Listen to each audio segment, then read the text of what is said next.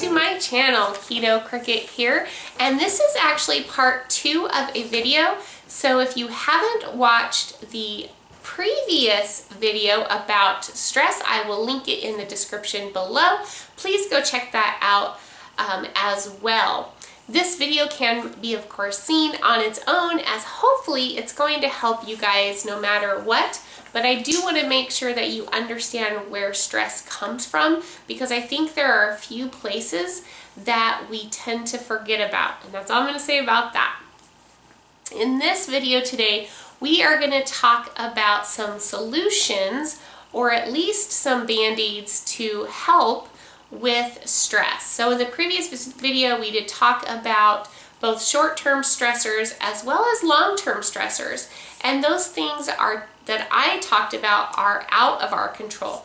I did not discuss the things that are in our control, such as not sleeping. There are some things that, we do to ourselves, right? Or eating poorly. I didn't even discuss any of that stuff. But that I was looking more at the area of stress that is outside of our control, and how we handle that. So I'm going to break it down into 3 different areas that will help you today. We're going to talk about what you can do, what you can take or supplement with as far as that goes, whether it's oils or herbs. And then we're going to talk about what you can eat to help reduce stress or / cortisol specifically in your blood. And I have my little notes here so I don't get too distracted. So the first thing we're going to talk about is what to do when you find that you are in a high stress situation. I think one of the things that's easiest for me when I'm really ramped up, if I'm just upset, is just to breathe, Deep breaths in, deep breaths out.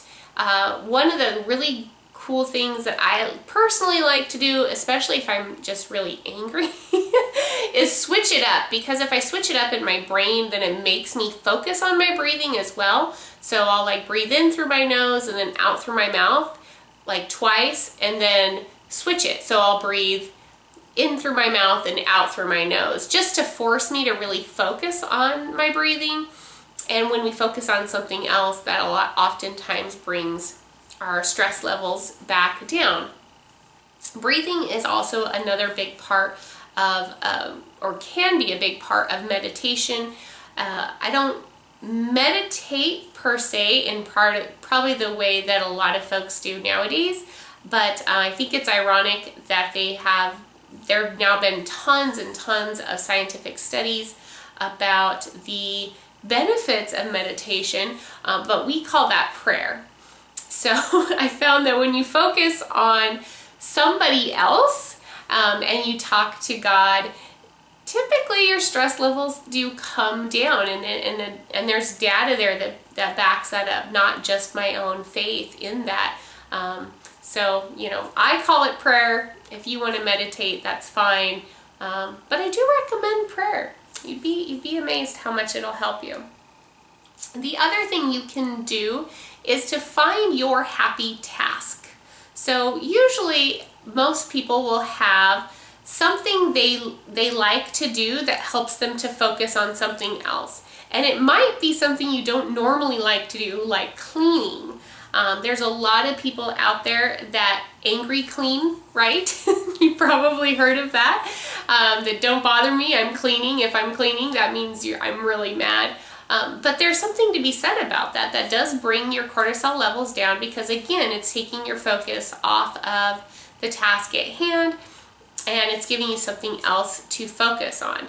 So it could be cleaning, organizing, it could be going for a drive, it could be writing down your goals, it could be writing down what you're upset about. Just find your happy task, the thing that really makes you focus on something else.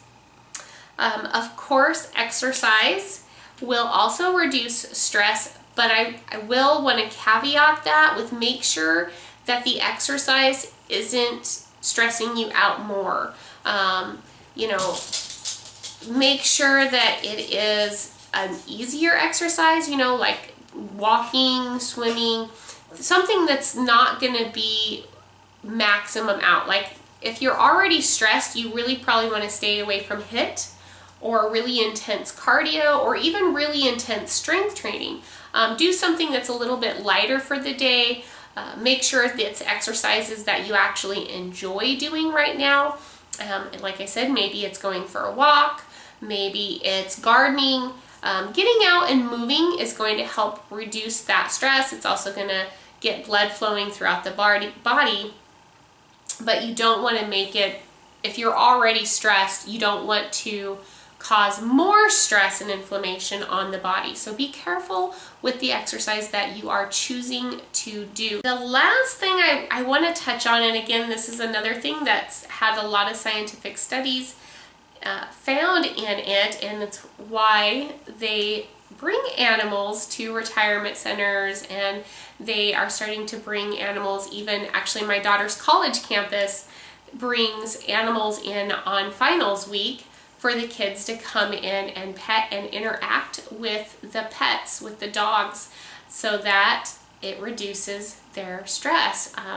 Petting your animal, your cat, dog, I don't know if lizards and stuff works. I would guess if they're your specific pet, but that has been shown to dramatically decrease cortisol levels actually fairly quickly as well.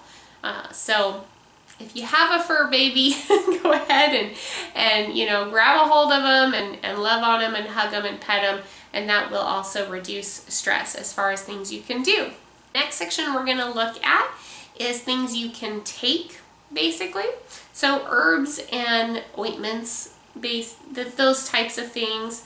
So they're going to break it into both supplements, and there's a lot. I just kind of picked the things that I saw most commonly recommended, the things that I saw that had the most scientific studies behind them. I didn't want to give you guys the full list, but there are a lot of ideas out there, and I definitely think that some things will impact people better than others. St. John's wort is one of the supplements that is highly recommended. People have been taking that for a very long time. I don't even know. It's something that people have been helping for moods and that sort of thing for a long time.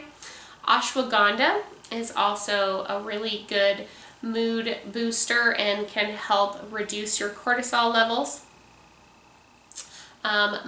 Certain types of mushrooms such as reishi or cordyceps can also help reduce your cortisol levels. So a lot of times you can get those in a tea type format.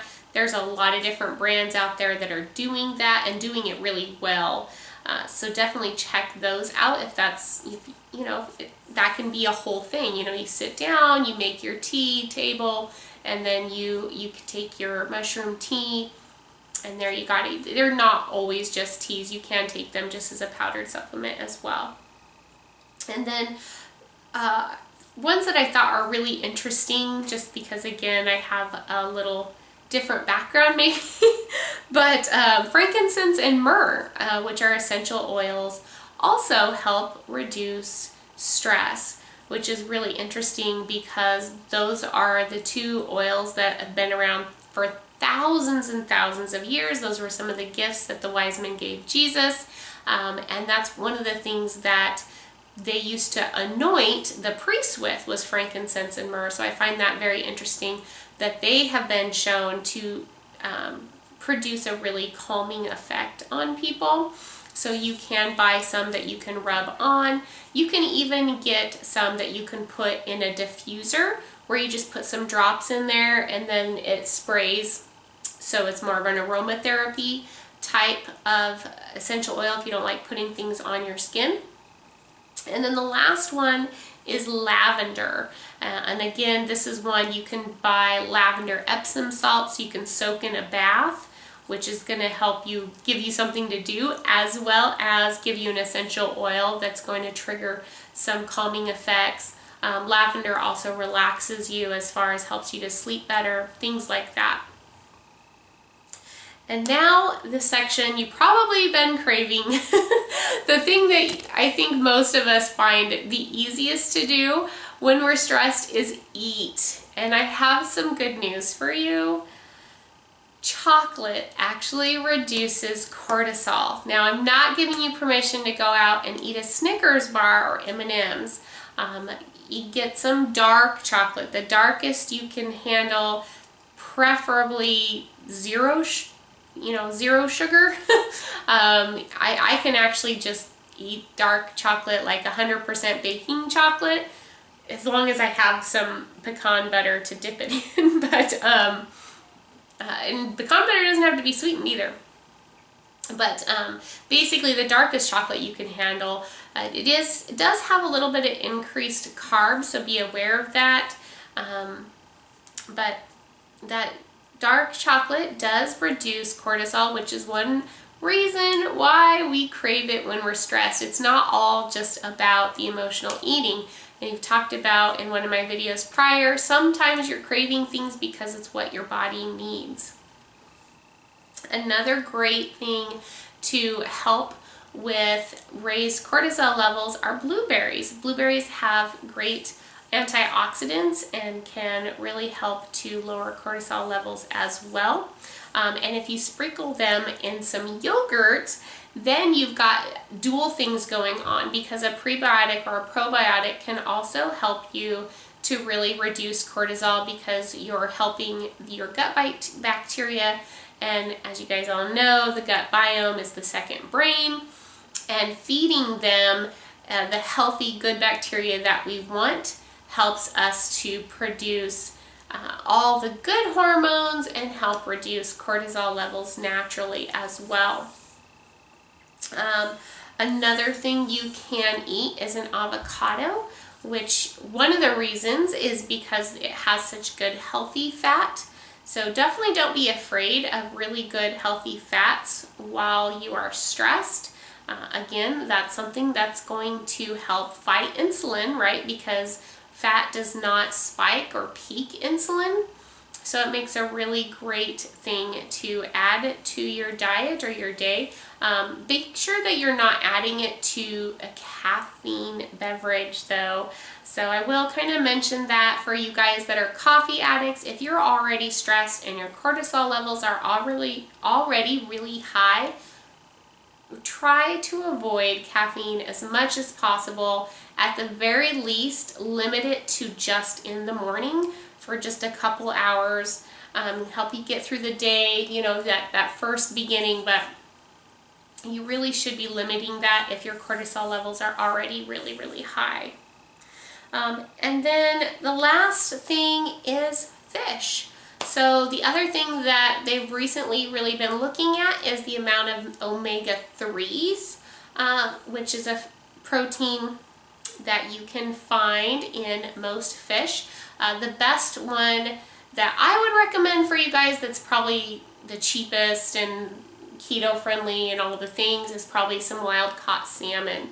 So you've got your nice little treat there. So you could get your salmon, throw some avocado on it and bake your salmon with some coconut or some olive oil, and you could even sprinkle some rosemary on there if you wanted. It makes a really good seasoning.